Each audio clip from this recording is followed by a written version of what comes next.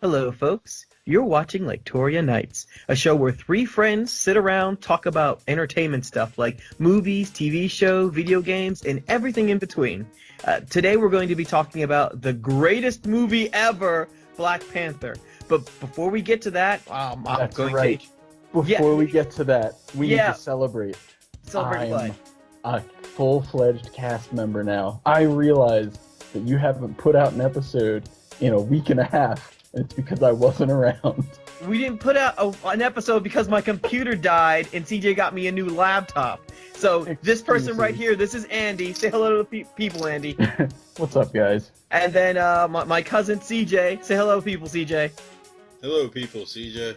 Yeah, no, okay, fine, whatever. Yeah, that's great too. Anyway, what's up, everybody? With that said, I guess the way we always start off the show, we always have a catch-up just to get everyone acquainted of what's going on, so we're all on the same page. So I guess we can call it the catch-up now. So that this is what the first section is called, is the catch-up. I'm going to start with you, CJ. How was your week? Pretty good. Saw Black Panther on Friday.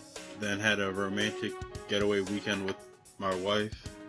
Where'd you go? We just went into Exton Fraser area to their Sheraton Hotel. Got the executive suite. And just a night getaway from the kids. Be able to have adult beverages. Well, I had adult beverages. I was going to say, whoa. Just did not drink any alcohol. While I drank all the alcohol. That works out pretty well for you. You know, you didn't really need to leave to do that. Yeah, I didn't, but I figured like to have like uninterrupted nights, you know, without the kids. We'll end up going to like the Outback, and watch the NBA All-Star game, All-Star weekend and whatnot. It was like old times. It really was. CJ. Just pregnant and us going to like steakhouses and whatnot. Oh god, that just reminded me of the bit when we were watching the All-Star game back at our apartment. And when Dave asked if the NBA was still on a lockout during the NBA All-Star game, we all just looked at him like... We pointed to the corner. We pointed to his corner. There was already a stool sitting there waiting for him. Whoa, you made a stool for this guy to sit down? Do you have a dunk hat also? We called it Social Siberia, where you had to be as far away from the group as possible. And that's where you sat for a determined amount of time when you did something that was dumb or where we had to look at you sideways. So I have a feeling he was there a lot. There's a reason why we had a stool set up in the corner. So that was just his corner. He was there more times than not. Yeah. But Dave's a really good guy. I'd say you're lucky, but he's actually a really cool guy. He's actually one of the most entertaining people to be around. So that was all, CJ? That's all that happened that week? You're just hanging out with your wife? Yeah, that's really all I did this week. Hung out. Saw Black Panther, hung out some more. I also got a sleep number bed, and it's very hard for me to get out of bed in the morning. Yeah. Because it's such a comfortable bed. I'm like so well rested. I was like an hour late for working today. That comes started work in bed. Just brought me my laptop. That's a new form of laziness right there. You just kind of reach over for your laptop and just stay in your nice comfortable bed. My sleep number setting is a cool 25. Is that hard or soft? Soft. Okay. You can tell that I don't have a sleep number bed or a bed at all. I was gonna say, let's not say you don't have a sleep number bed. While that is accurate, it doesn't accurately depict your sleeping situation. All right, we'll move on to you then, Andy. What did you do this week? Or this weekend, I should say. I had a pretty busy week. In the, week since the last time we recorded, I've driven pretty far for 2 different job interviews. I got a lot of good snowboarding in while I was out at both places. But yeah, so I've been on the road a lot. Stayed in some hostels and met a bunch of cool people. Made drinks, made friends. That's about it. So then you just been driving all over the place, getting job interviews, and it was just a nice, easy drive? Because you were telling me earlier about driving into Salt Lake, was it? And about all the lights? Oh, yeah. Coming down out of the mountains into Salt Lake City is, absolutely gorgeous at night. During the day, it's, whatever. It's average. It's not impressive at all. Well, no, I mean, it's just, it's a big city that pops up out of nowhere, but when it's nighttime, it looks like remember that commercial for, I forget what alcohol that was, The one where the two dudes are sitting up on top of a hill, and you swear that it's water, but it's not. It's definitely just depth of field on like city lights underneath. Wait, you mean like the Corona commercials where they're just two guys just chilling on a beach or something? No, it's like the ones where they were up in like they were sitting on like lawn chairs or whatever. The one where he's like, "Let me testify," or whatever. Okay, I know. I know Yeah. exactly what that one is. Yeah. Oh wait, it's like with Matthew McConaughey and Andre 3000, and and we keep arguing if they're near a desert or what is it? You said it was I said it was a desert. And you said it was a lake or something. No. You were saying it looked like a lake to you, and I was saying it definitely looks like a city view from like on top of a mountain or something like that. That's what it reminds me of. Like you come down and you're just staring down at like this like glowing sea of lights. It's really cool. I'm like, okay, all right. But yeah, I was up in Bend for 2 nights, camped out at Goblin Valley in Utah, went to Boulder for a couple days, met some people out there, went and did some snowboarding, and then I'm on my way back now. Oh, well, good stuff. Well, not that you guys asked, but what I did this week... Since we didn't ask, let's go to the next section. I'm just kidding. Like, no, we're not moving to the next section. There I'm will getting mine be no thinking right Kevin now. Ketchup today. What happened to me was all Sunday I was busy editing the leaked character episode. That episode took me nearly 9 hours to edit, but I finished the whole thing. In the process of doing that, I lost track of time, and apparently I got 2 feet of snow up here in Reno, which surprised the hell out of me because my boss decided he wasn't coming into work that Monday. So I was like, okay. I'm sitting here. I come in the next day, Monday, when I was brushing off my car to get ready to go to work. I had like this sticky note stuck onto my handle, but I couldn't read it because it was frozen and covered in snow. So I just kind of pocketed it as I was trying to brush off all the snow and start my car and warm it up. Coming for the rest of the day, I come home, I see this note, and it's one of my neighbors complaining about how I parked. Because I'm the one editing it, I'm putting my car and the other car next to me and showing what it looks like. Because I was so angry after reading it, going like, I'm in the lines. I don't know what's going on. And the thing that pisses me off the most is I don't know who put it on there because so many cars... My favorite part about it is that it's the most passive-aggressive bullshit possible. It's someone who was upset enough with you to write a letter, because that's a long post-it note. You're right, it is, but they're no, not it's saying upset that enough I do with this you all to the actually- time. Yeah, They say no. I do this all. They know me. They know who I am. But that's You know what I what you do, mean. It's Kevin? like they're You upset craft enough to yourself write a a letter spear. to you. You go out to that parking lot and you go, are there any challenges today about my parking? And you see who comes and answers, Kevin. You see who comes and answers. You'll get your answer. God.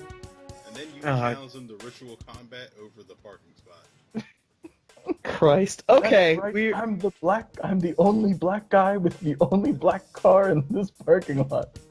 Fight me. All right. Well, we'll leave it at that section of the catch up. Now that we're all on the same page. Next is going to be our Andy's Corner. And what do you have for us today, Andy? So I have a really disgusting story for you. Oh, goddamn. Okay. Yeah. Go ahead. You know how earlier, before we started recording, I had talked about how I hadn't eaten since like 8 o'clock in the morning. Right. Well, drive up out of Colorado, get into Laramie, Wyoming. And I was like, all right, cool. It's like 12:30, 1 o'clock, somewhere around there. Let me grab a bite to eat. You know, it's a gas station, so I wasn't expecting much. They had corn dogs on like the little rollers. And I was like, yo, I love me a corn dog. We're doing this. So I get this corn dog and, you know, a couple drinks, and I go check out, and I go into my car, and I take a bite of this corn dog, and I get that, like, perfect crunch from the outside, and then my teeth stop.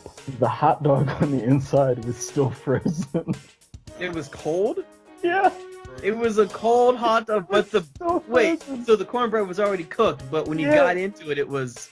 Yeah, the breading on the outside was like perfectly crispy, presumably because they like flash froze it or something, so it didn't have a lot of moisture in it. But I was like really excited, and then my teeth stopped because I bit into a frozen hot dog. Oh, did you go back and say my hot dog is frozen? Well, yeah, of course. So I go in and I say, "Hey, lady, my this corn dog's not cooked," and she was like, "Oh yeah, I forgot. We lost the sign that like we put in front of stuff when it's not done." And I was like, "Are you serious?" Was she the only one there or something? There were like 2 people there. And so I was like, "This is frozen." And here's where the story gets disgusting. She touches the frozen part of my corn dog with her bare finger. Like she didn't believe you? She's like, I gotta check this real quick. Let me touch this. I mean, what is she gonna do? What are you gonna do? I'm like, I don't want this hot dog anymore. Exactly. Well, that was exactly what happened. She was like, she touched it and she was like, "Oh yeah, well, there's a microwave right over there. Yeah, like I'm gonna go take this corn dog that you just molested with your dirty gas station hands and put this shit in the microwave and then eat it. There's no way that's fucking happening." So I just put the corn dog down on the table, and she was like, "Oh, do you want another one?" I was like, "No, it's okay." And I just left this corn dog covered in mustard all over the table of their like the gas station counter, and I just walked out. Oh my god, Andy, can I piggyback on your story for a second? Absolutely. A couple years ago, me and Andy went over to the Westchester Diner, and Andy ordered a Monte Cristo with some French fries. And I'll never forget this because the lady brought the whole thing over, and a fry fell on the table, and she picked up the fry with her bare hands and goes, "Here you go, honey," and puts it back on Andy's plate. No. And Andy's face was so... Was she like a homely looking woman or something? Oh, yeah. She was like 70, still working at this diner. Now, I want to, like, for the record, state that what she actually said was, "You dropped this, hun." Like, in a 2 packs a day smoker voice. Now, I want to point out that she is the one who put my plate down. I hadn't touched my own food yet, but somehow it was my fault that the French fry was on the table. She picked it up with her bare hands and put it back on Andy's plate on top of the other fries. And I'm sitting here cracking up like dying. And she looked at me. I forget what she said at that point. And I took my hand and I slammed it down in the middle of my plate, separating the Monte Cristo from my fries, and I pushed all of the French fries off of the table. Really, all of them? Yes. Was she like touched like the center part of your fries or something with her finger? Contaminated now. That's so funny. So I slid them off the plate, and there was a whole to ruin the whole plate of fries. I She could have slowly just left it on the table. Yeah, exactly. Do you remember in Frisky Dingo when what's his face what's his name? Killface, his son Simon? Yeah, Was that it sounds Simon? right. When his son is slowly pushing the cereal bowl off the table. Don't. That was Don't me. do it. Don't That do was it. Don't me do with it. the fries. I want to point out that I didn't push them onto the floor. I just pushed them all out onto the table. That was my protest. Andy has bad luck with people touching his food. I really do. I feel like that's going to end up being my corner, like half the time, is just going to be me getting mistreated by food service employees. Okay, well then. For the record, because I think where I left off made it sound like I was being a complete asshole and pushed all of the French fries onto the floor. I want to state that they stayed on the table. I just pushed them off of my plate because I wasn't going to eat any of them. And she just looked at me like, "Why'd you do that?" And I was like, "You touched basically all of my French fries." When Andy told that story about the gas station, all I could think of was the Monte Cristo with no fries. Yo, we have some good diner stories. We'll have to save some of them for other episodes. That must be a whole nother show. Tales from the Westchester Diner. You get a whole season out of that. Oh my god, I feel a lawsuit coming on. Okay, all right, let's move on. Yeah, so that was my hilarious and terrible experience. Thanks, Wyoming. Yeah, thanks, Wyoming. Okay, so let's move on to the next part. Black Panther movie, the best movie ever right now. Super excited. I don't know. Okay, fine. You can all you want. But yes, I was talking to you. I think I was talking to you, or maybe it was my boss. When talking about the Black Panther movie, I kind of thought that Black Panther was probably number 2 out of all the Marvel movies. I still think Civil War is the best. Yeah, I put it behind Civil War. This was probably the first Marvel movie that actually had a villain that was good. That was almost on par with the Joker. Yeah. I mean, would you guys agree with that? Winter Soldier is actually really good. But yeah, I would give you that. Would you put Winter Soldier in the top 3? Or would you put this above Winter Soldier, or is Winter Soldier above that? Because Winter Soldier is, spoiler alert, still alive, I'd put him above it. Okay. All right. No, that's cool. I'll All right. go with that. And he has more of an arc for us to go off of. But yeah, if you want to guess say that's like true. the best one-off villain, Killmonger is probably the best one-off villain, and I'd say maybe even better than the Joker. Well, better than the Joker? Yeah. I don't know. I wouldn't say that. I think there's a lot more. I think The reason I put him better than the Joker is because the Joker he did things to test Batman's mental, like he was mentally wearing on Batman. Where Right. Killmonger had legitimate reasons to do what he's doing. He was like in comparison, was like the Malcolm X to Black Panther's Martin Luther King. Okay. And let's not forget, even in the comic, Black Panther can't beat Killmonger in hand-to-hand combat, That's true. where the Joker habitually gets his ass kicked. Yeah, but doesn't the Joker always put some type of mental beating on Batman? Although Batman always wins in the end, but there's always a little bit of Batman that dies every time. Listen, here's the thing though. Killmonger put a physical beating on Black Panther. If you really think about it, as a result of everything Killmonger was trying to do, changed Black Panther and how he runs his kingdom.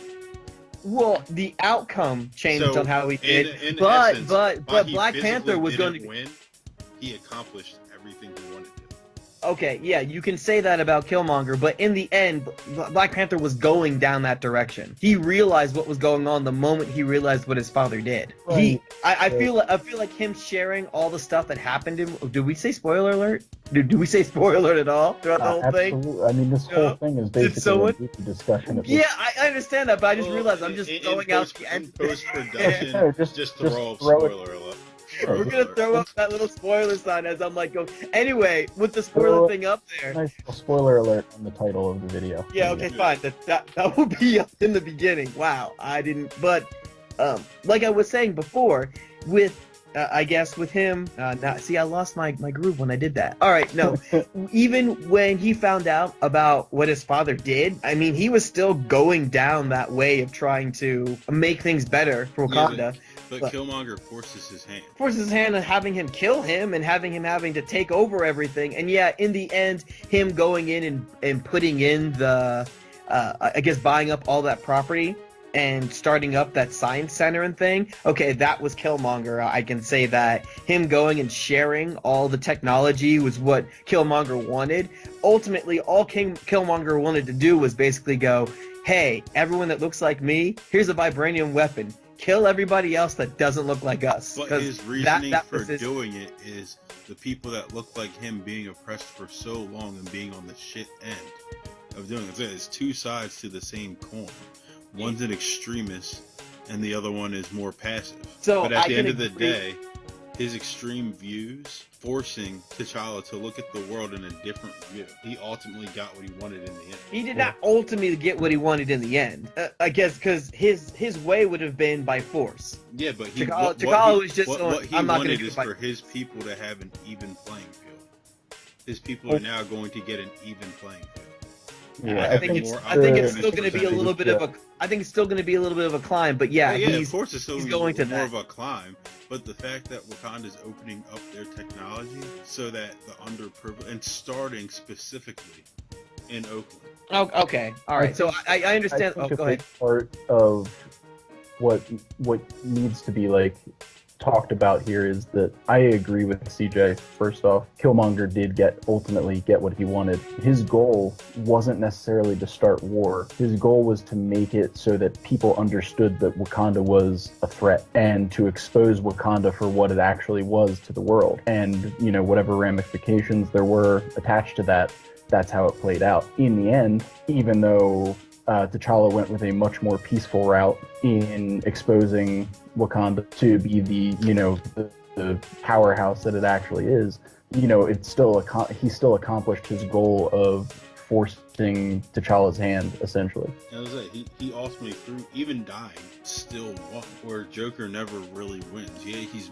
emotionally wearing on Batman, and he can kill as many Robins as he wants. Batman still beats him down to halfway to death in the end, and Batman never kills him. Which But is what you're saying Joker's is trying to get him to do. But what you're saying is just because Killmonger can physically beat Black Panther, that's what makes him better than the Joker. Because the Joker can't physically beat Batman. That's only part of it. I'm saying that where Joker is mentally wearing, Killmonger's physically wearing. Killmonger accomplished what he wanted to accomplish in his arc, where Joker never accomplished what he wanted to accomplish, and that was getting Batman to kill. I don't know. I still feel like Killmonger wanted more. I feel like Killmonger wanted more than what T'Challa was doing, and I understand that he probably wanted more in the short term, but T'Challa said, "All right, long-term gain and doing it diplomatically will ultimately get that level playing field that Killmonger's talking about." It's the difference between doing things diplomatically and taking things by force. Where Killmonger is militaristic, so he's going to try and take things by force and advance the process.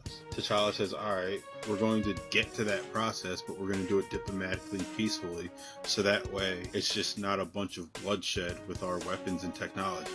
If we're going to share our technology with the world, it's going to be done the right way. But ultimately, they want the same thing, just different ways of going about it. Like Martin Luther King and Malcolm X want the same thing, just very different ways of going about it. At the end of the day, it's equality. One wants it by force, one wants it by let's break bread together. And depending on what side of the fence you're on, I think it depends on the experiences you go through. T'Challa didn't witness his father being killed, but didn't walk on his father dead as a child like Killmonger did. T'Challa was raised in a kingdom, Killmonger was raised in the ghetto. So it really, you know, the way you grow up will mold how you perceive things and how you would want to go about getting things. I'm sure T'Challa was never beaten by the police, but I'm sure, like, for me, I've never been beaten by a cop, so I would go through things diplomatically. But if you were beaten up by the police and you wanted to go fight a cop every time he pulls you over, can I really blame you for wanting that because of your experience? Okay, so then ultimately what you're saying is that through just T'Challa's eyes were open through what Killmonger was doing. Mm-hmm. Yeah, I think the combination of Killmonger's actions and what he found out about the circumstances of his father's involvement in his uncle's death sort of shed some light on his situation. Because you gotta remember, Wakanda's very traditional. So they would have been if Killmonger never came along, they would have been just fine with not sharing their resources with the world. Yeah. They would have just kept on going. Can I take a moment to draw kind of an interesting comparison? Okay. Take the vibranium out of the situation. Does the plot not follow pretty closely to The Lion King? Yeah. Yeah, without the cousin just coming out of nowhere and just trying to take the throne. But yeah, I see it. Yeah, Killmonger becomes Scar, and you know, it just sort of plays out in a weird.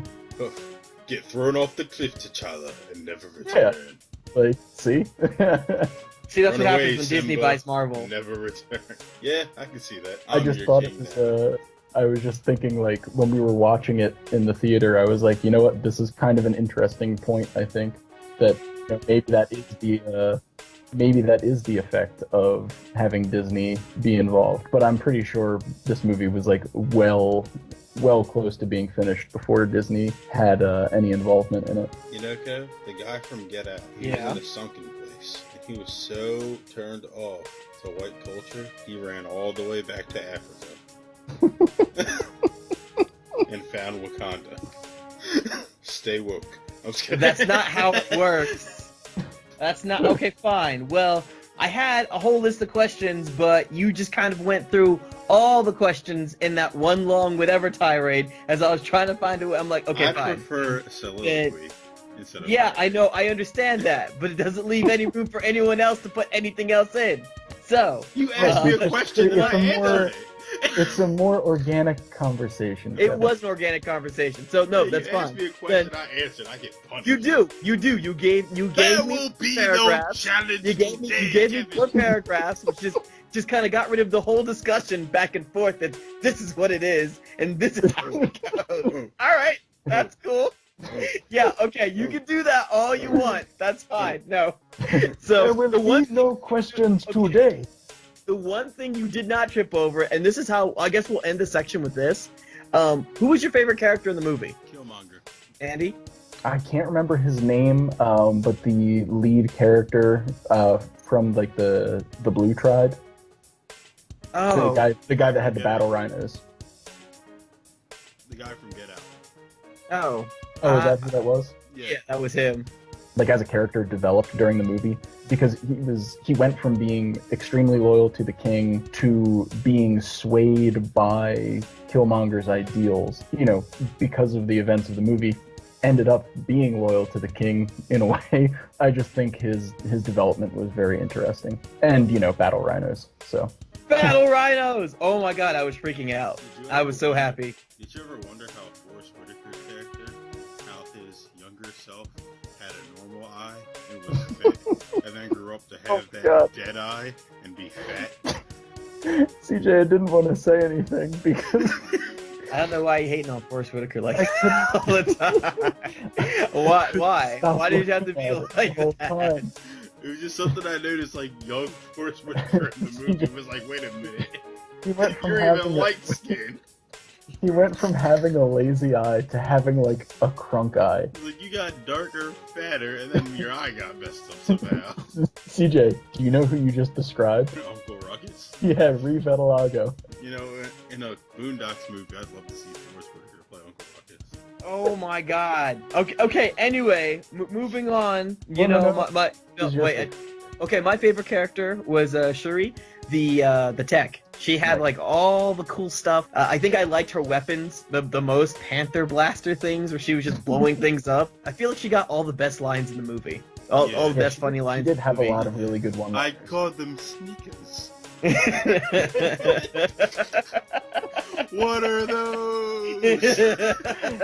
Oh my god. Yeah, you know what I need to see though? Going forward in one of these Infinity War movies or after Infinity Wars, her and Tony Stark need to create something. Oh my gosh, yes. I feel like that's a coupling that's on the way, like as in terms of like not like a character arc, but a minor story arc. Oh, them coming up with something super awesome. Yeah, you have absolutely. like superior superior Iron Man, Well, where I he mean, has like all that you liquid think tech about and it. stuff. Yeah, I mean, you think about it, like the Captain America, when Captain America first came out, they were like, you don't even know how long it took for us to find all this vibranium, and then like you find out that like there's way more of it. I just thought of something, Kevin. Remember in the Avengers cartoon when they fought Thanos, Iron Man was controlling his suit like via somewhere else. Well, he actually does that. Wait, Which Avenger one? You're talking about the good one, right? No, the cartoon Avenger. I guess. Yeah, the good the cartoon cartoon Avenger. Yeah. Oh, Like Iron the Man- mighty the Yeah. Iron Man is like he's like at the battle scene, but he's like cloaked and shielded away from Thanos, and he's controlling his Iron Man suit like on site. I'm trying to remember that episode because I remember there's another they do one that where they're in the fighting. movie? Wait, no, that was the bad one because in the other one they never fought Thanos. I guess Maybe. it's a bad one. Either way, Oh, okay, But- fine. because Thanos already had the Infinity Gauntlet. Oh, and they were yeah, it's fighting. the bad one. Yeah. That same tech that he uses to control his suit so well, and I'm disregarding Iron Man 3 because that's just bad. Well, what about Spider-Man: Homecoming? Yeah, I guess. I don't know. I was gonna say that something more perfected in a way, Right. coming from how she was like driving the cars and everything in Black Yeah. Panther, remotely from Okay, her so- lab. So like instead of him, because like in Iron Man 3, what that was mostly AI assisted Armor. control. Like he wasn't directly in control of all of them in the way he is in his own suit. Mm-hmm. But I think with the technology in Wakanda, he can do something more similar to that, because that's how they did it in the cartoon to beat Thanos. Okay, yeah, and maybe that's the plan for when Black Panther makes his glorious return in Infinity War. If that happens, everyone has to refer back to this conversation. Oh dear God! All right, fine, whatever. We'll refer back to this conversation. So, we're moving on to our next section, which is final thought / rant. So what do you have for us today, CJ? Is this a final thought or a rant or both? This is a rant, a final thought.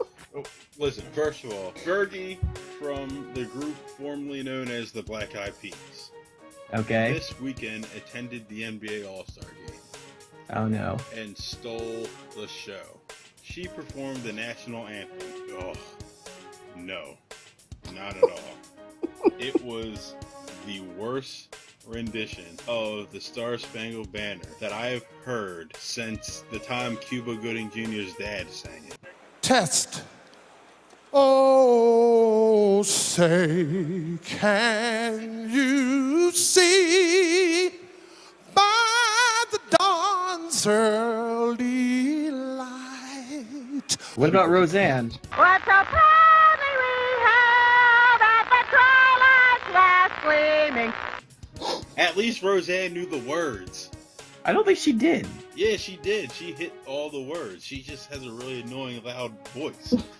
I don't. Fergie tried to sing the national anthem like you were trying to have sex with the national anthem. Whose broad stripes and bright stars through the perilous fight o'er the ramparts we watched were so gallantly streaming. And I want everyone to go back and listen to it on YouTube and check out Fergie singing the national anthem. Kevin, please don't add that to the video. What? don't add Fergie singing the national anthem to the video, please.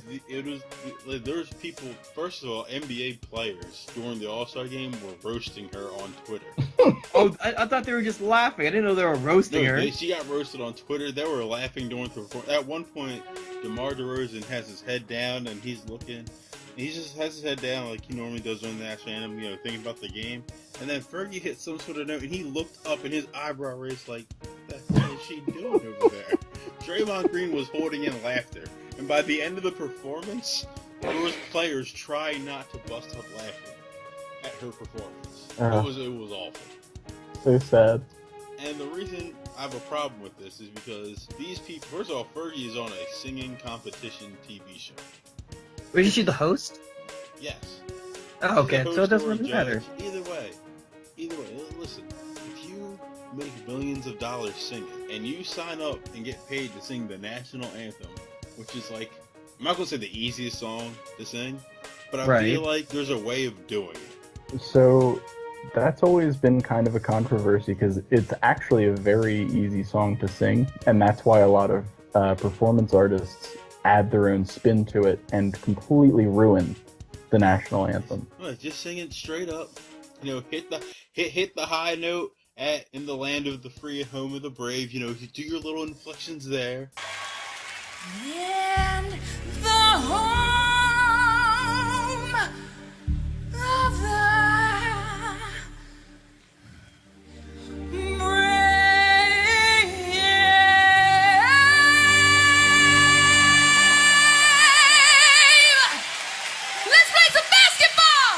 So, okay. So then, in general, you're mad at Fergie for singing the national anthem and trying to make it like a lounge music type thing, because that's what it felt like she was trying to do. If it was a lounge music type, it would have been better. It was like literally trying to make it a sexy music video. She did go flat a couple of times. It was worse than when R. Kelly made the national anthem a hip-hop song before a boxing match.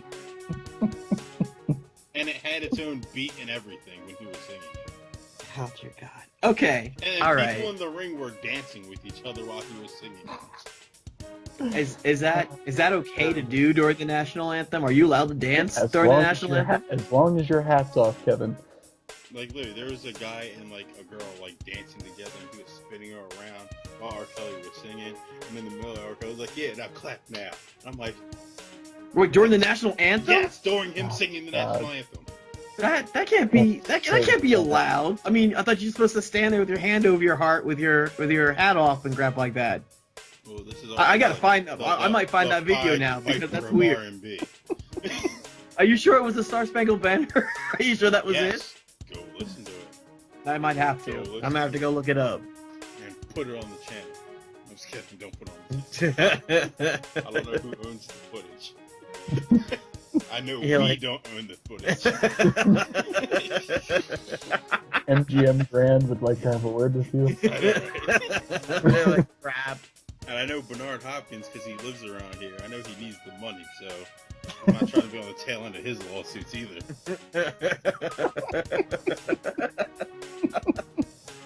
Okay. All right.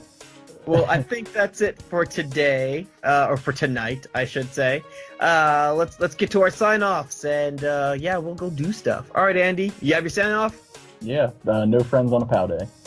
Okay, how about you, CJ? You got your sign-off? Wakanda forever. Okay, all right, that works. Well then, this is Kevin saying, before you criticize someone, walk a mile in their shoes. That way, you're a mile away, and you have their shoes too. Take it easy, everybody. So bad. Unless you're still in T'Challa's broke-ass sandals.